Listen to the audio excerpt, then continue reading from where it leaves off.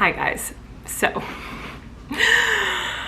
oh no, I am frustrated. So my computer was full and the disk space was full, which is weird because I have like the most possible space on this computer that a human being can have. So I went through and I was deleting old footage, and somehow in the process of that, I deleted a bunch of old footage from past vlogs and past months, but somehow I also deleted my entire vlog from yesterday, all of the work Corey did this morning editing it, and also I deleted like every file that has to do with vlogging, so like my intro song, but I am stressed. So I'm gonna try to salvage some clips. I think I have some of the clips from yesterday still on my camera, so I'm gonna try to show you some of the stuff that happened yesterday if I can find footage. However, I did talk at length at the end of my video yesterday about everything going on with George Floyd and the riots and the protests and racism in our country, and actually that was the third night in a row where I have talked about everything that's been going on. The first two nights I talked about it, I didn't put the footage in my video because I felt like I was talking about how devastated I was talking about how sad I was, how angry I was, and how I wanted to do more to help, but I didn't feel like I was saying the right things. A lot of times,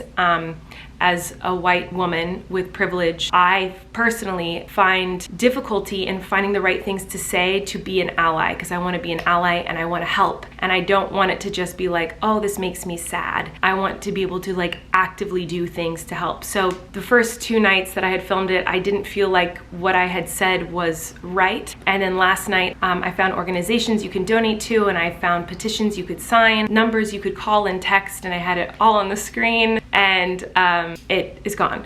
So I just want to say it now. A lot has progressed since last night when I talked about it. Last night, a lot of what I was saying was that the man who murdered George Floyd needed to be held accountable, and the other men who were there watching, the other police officers, the three others, also should be held accountable for their actions in watching a man literally be murdered and not doing anything. And I talked about how you could call and demand action and text and demand action and the places you could go to do those things. But now, it is not even 24 hours later since I filmed that, the man who put the knee on George Floyd's neck and killed him has been arrested. So there's obviously still a lot more work to do. So just because that was the majority of what I talked about last night, I don't want to just be like, oh, well, never mind, I don't need to talk about it now because that man is arrested. I think it is extremely important that we continue to talk about these things, because the only way to stop these things from happening in the future is to talk about them when they happen, but also when they don't happen. We need to be talking about racism and the problem in this country and in this world, not just when something horrible happens. We need to be talking about it all the time. White people need to be allies all the time, not just when something bad happens. That's why I still want to talk about it right now. There's still a lot that needs to happen and a lot that needs to change. I mean, I think just in the last month alone, the things that have come into the news that I've heard about with Ahmaud, which I talked about with my friend Todrick in a vlog a month ago,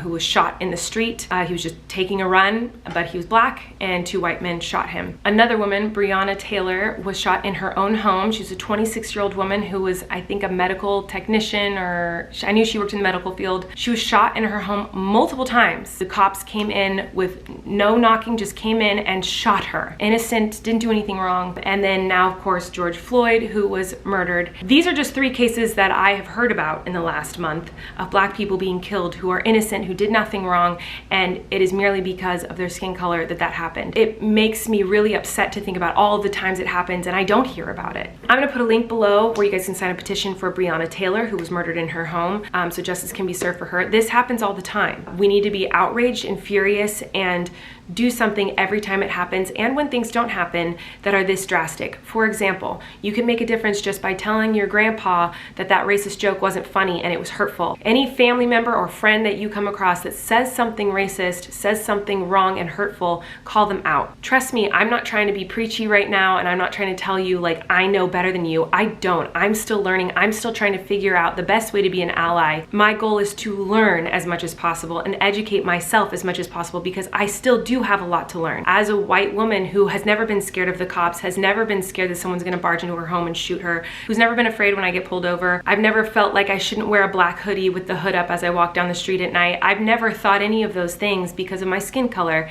and that's what privilege is. Having privilege is not an insult. If someone tells you that you have privilege, it's not an insult. It's something you should make yourself aware of and figure out how you can use that privilege to help people who don't have the same privileges as you. Everyone has some privilege somewhere in their life, and we should be using those things to help other people. One of the biggest reasons I didn't post the clips that I had filmed the first 2 days that I had filmed about George Floyd was because I felt like I didn't have the right words to say. What do you say in a situation where someone is murdered and it is because of their race? And how I know that is because I'm confident that wouldn't happen to me. If the cops were called on me and I was sitting in my car, I would not be ordered to get out of the car, shoved to the ground, handcuffed with a knee on my neck until I died. It would not happen to me. I'm confident in that, and it's because I'm a white woman. And that is racism, and that is privilege. Black Lives Matter does not mean every other life doesn't matter. It just means Black lives matter, and they need to be treated like they matter. So because I don't have the words to say, and I know I still have a lot to learn, I'm gonna read you some things that stuck out to me that I felt important to share with you guys. The first thing that jumped out at me was a quote from Martin Luther King Jr., and it is,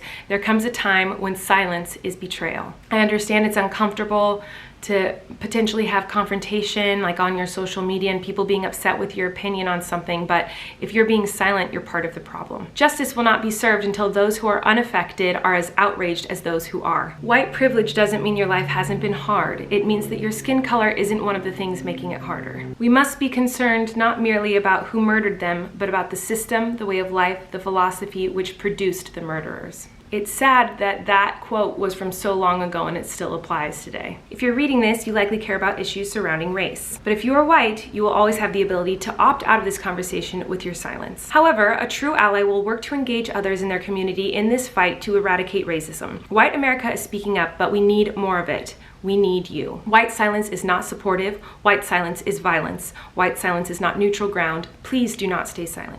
Realize that you will make mistakes. Apologize when you do. Nobody's perfect. Unlearning problematic things takes time and hard work. So you are bound to mess up and trip and fall, but don't worry, you can brush yourself off and get right back up. Just remember that it's not just about intent, it's about your impact. So when you get called out, make sure to listen, apologize, commit to changing your behavior, and move forward. That one's really important because people can change, people can be better. That is why it is important for you to call people out. You might be scared of a confrontation, but if you approach them with kindness and wanting to help them and help a community of people who needs help, they can learn and they can change and grow and be better, just like we all can. I still have a lot to learn. I know I'm gonna still make mistakes. I'm not planning on it, but it is inevitable as human beings, we make mistakes.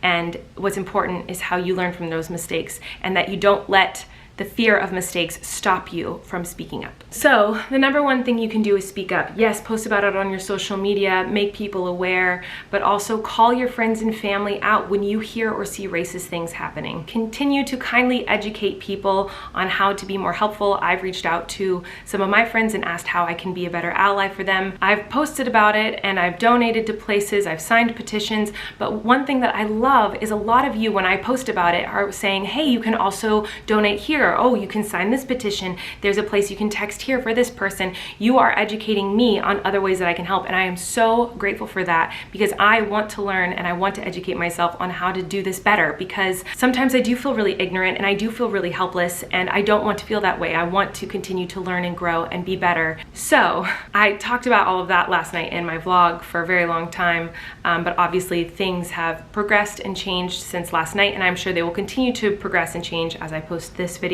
But I want to continue to talk about it and be an ally in any way that I can, and I am grateful for everyone's advice and support and wisdom as they educate me, and I just want to try to do the same for you guys. So let's keep that circle of love and education and kindness going, educating yourself on your own privilege, educating yourself on racism in our country, educating yourself on all of these issues is the best way to gain power in these situations and to help. So educate yourself, speak out when you see or hear something wrong, donate if you can, sign petitions, that takes 2 seconds, but the biggest thing you can do is just educate yourself and speak up. So that's what I want to do, and that's what I encourage you guys to do, and I'm going to continue to educate myself because I know I still have a lot more to learn. Anyway, I'm going to show you a few clips that I have found from my vlog yesterday. I apologize that I deleted everything on my computer. What an idiot. Now everything should be back up and running. My vlog that you will see tomorrow is all good, everything's fine, but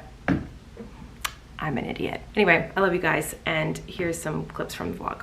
Okay, I have been craving a craft, and since my parents are here and can help with Flynn, I have time to do a craft, and of course my craft will be for Flynn. Flynn loves pop-up books, he loves pop-up boards, peekaboo doors, so I'm gonna make him one. I have this old canvas of random cactus and some old cardboard, and I just cut little flaps. I'm gonna glue the cardboard to this thing, cover it in material. And what I'm gonna do is I'm gonna put pictures of family behind the doors. That's what I'm working on. I am a nerd.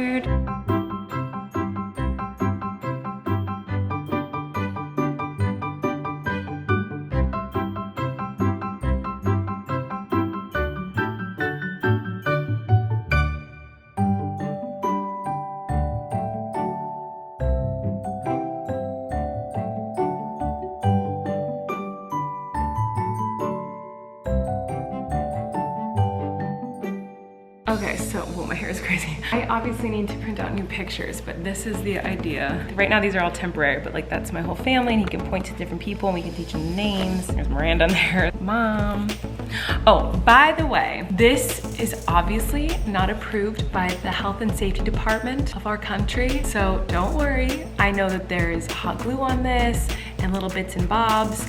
I did it as well as I could, but this will be in a safe place that he cannot reach, and he will only look at it if an adult is with him, and he'll only play with it if an adult is with him. Please do not come for me. I take very good care of my son, and I love making crafts and silly toys and stuff for him, but he does not play with my toys that I make unsupervised, ever. Don't worry. Okay, I wanna show Flynn this. Flynn, come here, I have a surprise. What's this, baby? Oh, what's this? What's that? What's that? A backpack. Picture Mom's chicken. Who's that? Grandma? Grandma. Who's that? Here's Miranda, and he closed it. Who's that? You see all the family? Who's that? Bak, it's a chicken. Jojo, yes. And Parker, that's Parker. Yeah, Parker. Who's that? Coco. Who's that? Dada. Mama. There's Miranda. What's that? Bak. What's that? Mama. Yeah, that's all the people. I think he likes it. For 5 minutes at least. Eric is barbecuing some chickens out here. I'm cooking some green beans and biscuits and rice. And I also made pulled pork today, but I feel like it was a total fail. But I think it's because I'm cooking it on high and it's cooking it too fast. I think I learned my lesson, but the pork didn't work out. But everything else looks really good.